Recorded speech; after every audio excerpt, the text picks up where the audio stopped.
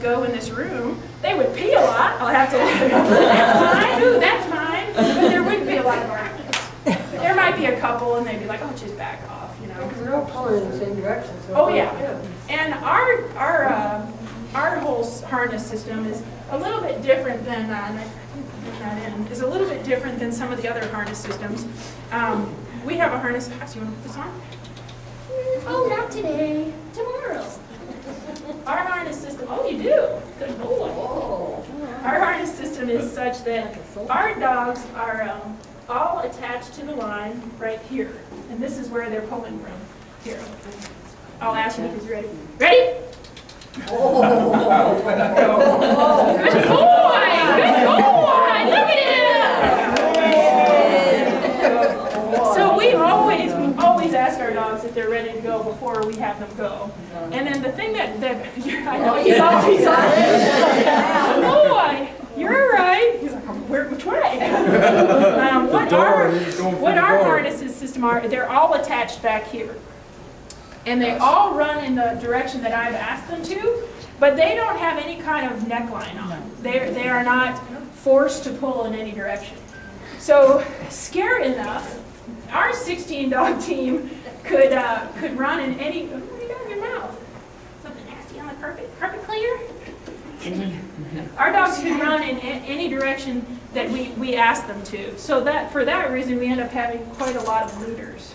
So they're just like soldiers. Once they put on their uniform, they're ready. Yeah, and that's good. That's actually really makes sense because when they're off duty, they're ready. Look at him. He's off duty. He's like, I'm ready to just lay over and have my belly rub. But when they're on duty, they know it and they come up to the occasion and they're ready to do it. So I never thought about that. That's perfect though. Yeah, he's like, oh, I still got the harness on. I'm not sure what's going on. So, and he's got some greyhound in him. This one. This guy, well, he's mostly, what these dogs are is they're called Alaskan Huskies. And it's not any kind of AKC breed or anything like that. But so they're a combination of, you know, Siberian Husky from way back to maybe a little bit of Alaskan Malamute. And some people did breed Greyhound in way back, but honestly, Greyhound doesn't really have enough hair. So, I mean, we really do want them to have enough of a coat so that, you know, when they're out on the Yukon River, they've got this, you know, to protect them. A lot of our dogs, I didn't bring those in here either. Do you have any blankets in your sled? I do. We have all different kinds of dog blankets for the trail. We have lightweight windbreakers that if it's just like, it's actually getting really windy out there right now. So we would put, we would do one of those light ones. We would put like a lightweight windbreaker, which is, you know, like it's windy outside right now. You can pass that around. So we would put, exactly, we'd put that on them. But when it's, you know, 20 below, 30 below outside, we put, kind of like you and I have a sweater or a hoodie or something like that, we would put this on them. So it kind of varies once again when you go down the trail for 1,000 miles, everything is going to change. It's never going to be exactly the same. And so you have to keep doing what's best for you and for your dogs. How many sleds do you have? Well, this is Alan's sled, and he's starting, what position are you starting? 76. Woo! Good for you. And this is my sled, and I'm starting 17. Yeah. So we're starting with these sleds, and we have both shipped out additional sleds just in case one of these sleds breaks. And actually, that happened to Lance Mackey, who won last year. He didn't have a second sled out there, and he actually ended up having to drive his broken sled. The runner broke off right here, and he had to drive a sled with only one runner for 200 miles. And he's still on. Yeah. Wow. That's why it's even a bigger story than a lot of people make out. He ended up driving one runner, and he did. He asked a few mushers if he could borrow their sleds, and they said no. They did. I'm sure they did. I'll have to say he didn't ask either of us. Yeah. But anyway. He only asked those he was close to. Hey, I was right behind him. And would you have said yes or no? I probably would have. I don't know. I can't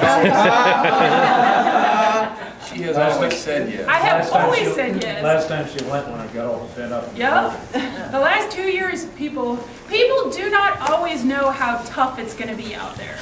A lot of times, people underestimate the power of the wilderness of Alaska, and they do not think that they might need The the doggy cold weather windbreaker. gear that we have, or they might not think they need the tough sleds that you have. And so sometimes it's underestimated, especially, you know, people who haven't been racing in Alaska for a while. And so I have lent my sled out the last 2 years to people who broke their sleds. So maybe I would have, I don't know. Lance is a friend. Help the dogs. Well, you can talk about it. How many dogs do you have? We have 16 per team, so that's a total of 32. And then we have about another Sleep. 6 or 7 adults at home who did not make the team. They tried. About 40 adults. They're sleeping Yeah. on the couch. They're going, yeah, we stand her! A little strategy. Yes and no. Like The if- ones that still at home are probably injured. There's some that we would like to come with us, but they just slight injuries, like they have a wrist injury or a shoulder injury, so But if they one have of to stay 16 home. was to get hurt, do you have other ones that can?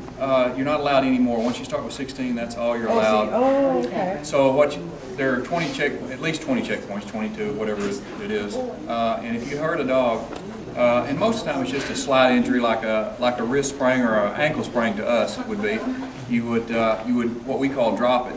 And dropping it means we leave it at a checkpoint, and there's a group of vets at every checkpoint, Right. and they just swarm over the dog and take care of it, and then they will actually fly the dog back Right. to Anchorage here, and then it will get well taken care of. But then you're going on down the trail with 15 So you dogs. can't replace a dog then? Cannot replace a dog. So the better care you can take of your team and your dogs, the more dogs you'll have, and the faster they'll pull you down the trail. So that's the whole objective, is to try to take care of your dog as best you can. So that's why, I don't know if she's showing you any booties or anything like that. Yeah. Okay, but that's why some people come in a little bit later. We always wear booties, and that's mainly preventative, so we can protect the dog's feet from getting cuts. Like if we didn't have shoes on walking around, we'd get a lot of cuts and scrapes. It's mainly to protect them. So anytime we're running, we try to have booties on, unless it's on ice. If it's on ice, then we take them off so they can have, so their toenails can grip into the ice instead of just sliding every which way. Do you know right now who your lead dogs are going to be? Pretty much. And we have a lot of lead dogs on both teams, and we use different lead dogs in different circumstances. Like say at the start of the race, we may put our slower lead dogs up because we prefer not to go fast, because they'll be all energized because they hadn't ran in 3 days. And if we can kind of keep them slowed down a little bit, then they'll be able to go a lot farther. But it'd be just like a long distance runner taking off, running a sprint the first, half a mile of a marathon. He'd be pretty tired pretty quick. So if we can keep them slowed down, that's the whole thing the first few days. And so years ago, people along the trail were able to take the mushers in. They're not allowed to do that anymore, right? They're not. We're actually, when we start the race, we're not allowed any outside assistance. However, I mean, we can if there's a restaurant, which is, well, there may be a Uniplex, you can go eat a pizza or something. Anybody can go eat a pizza there. So you can go in and pay money and have a pizza if they have a place there. But You can't stay at you people's can't. houses. But there are a lot of cabins along the way you can't stay out. Allie chooses You not don't to get stay with lost.